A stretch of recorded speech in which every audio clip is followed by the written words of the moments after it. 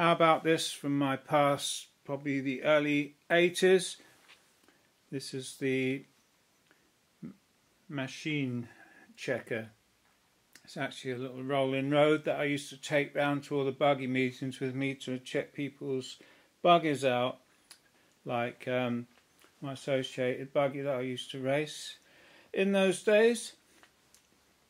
But now it can be set up with a modern touring car.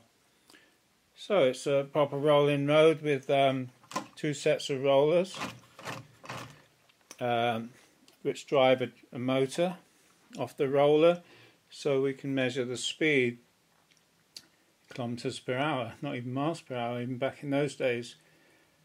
And then if you connect the battery that you're going to use into the machine and then back out to your car, it will actually measure the battery voltage and the amps being drawn.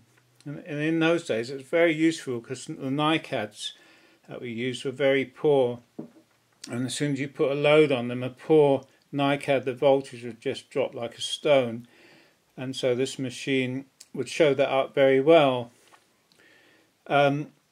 This actual machine also has 3 chargers built in, all automatic for charging Nicads.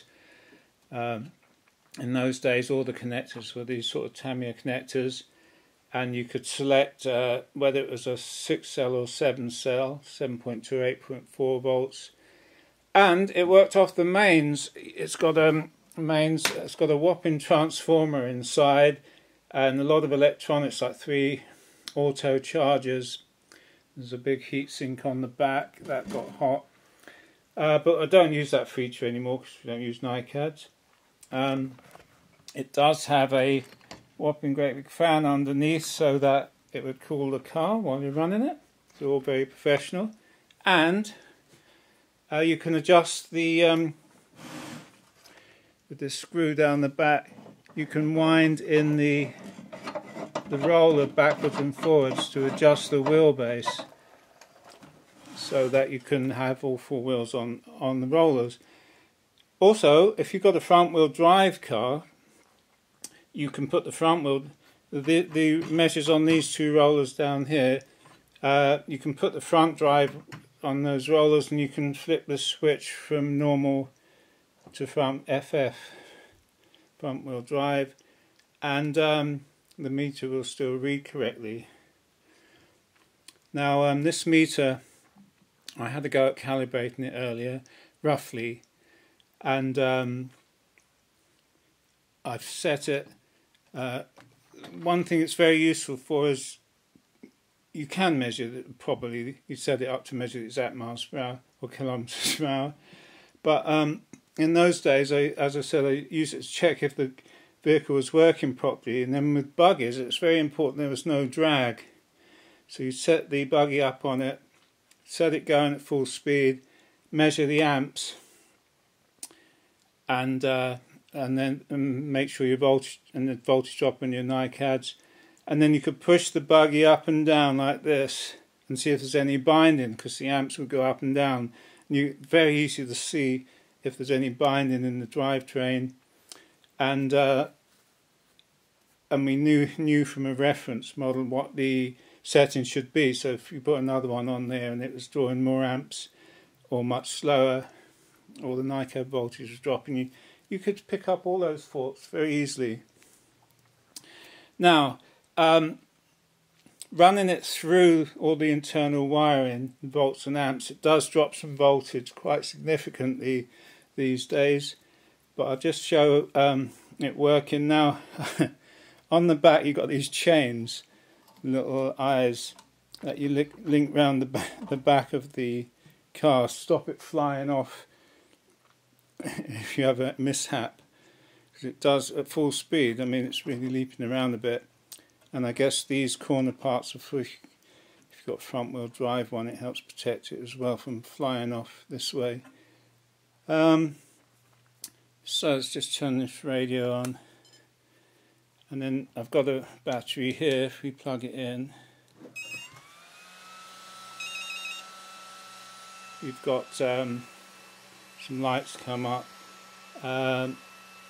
it's showing about 8 volts for the LiPo. Just drawing a little bit of amps at the moment, just to run the fan which is running, and these are the chargers things. They're not connected up, but the lights are on. I'll just show it briefly because you really need 2 hands, because at full speed the car tends to leap around a bit if you're not careful, especially if it starts bouncing. But I'll just I'll do it a bit more in a minute, but just show it working. So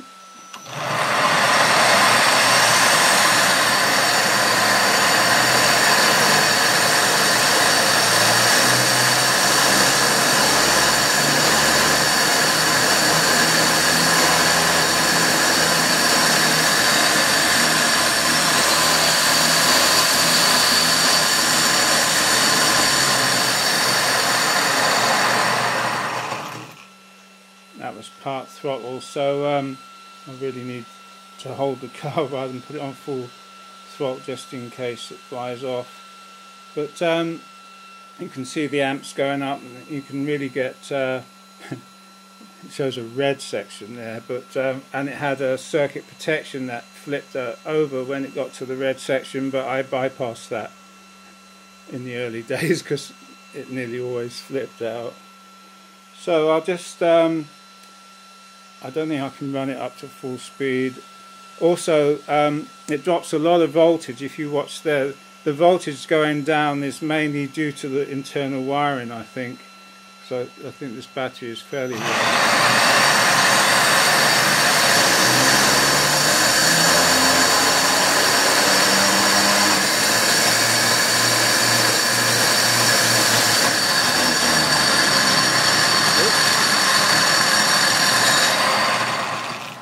well, we got up to full speed, but the car made a bit of a jump. But by connecting the battery directly and bypassing the ammeter and voltmeter, you can get a much better idea of the speed. I'll do that in a second. I've connected the car up directly to the battery now, so you won't get any voltage drop, and I can also hold it while operating the transmitter.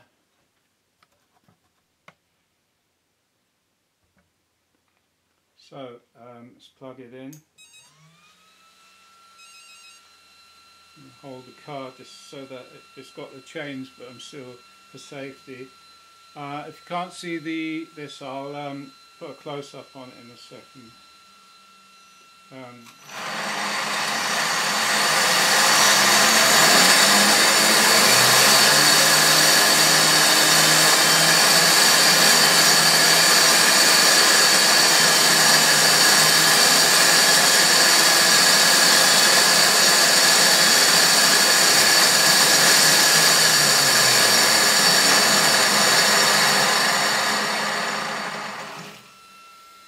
I went up to about 80, but I don't know how accurate this is. It's got a little motor in there that acts as a generator, a little brushed motor, which is probably, the brushes on it are probably a bit worn out. Let's just, I'll just try and focus on the, in a bit on the speedo.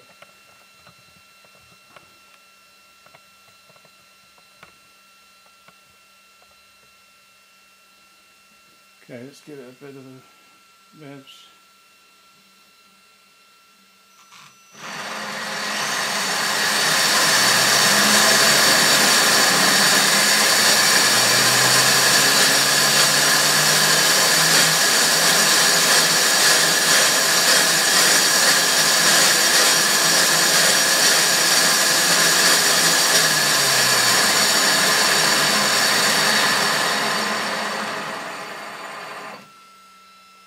I went up to about 85.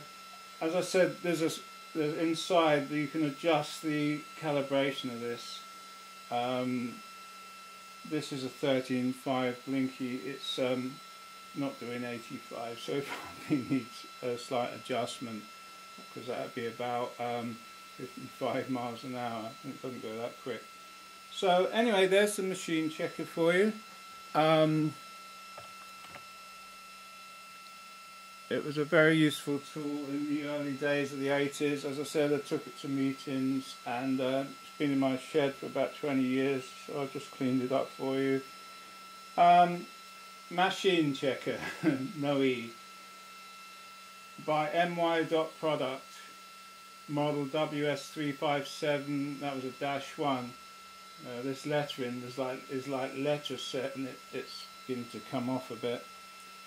So pretty interesting. I'm not sure. It's very heavy, so I don't think I'll be using it very much. But good laugh.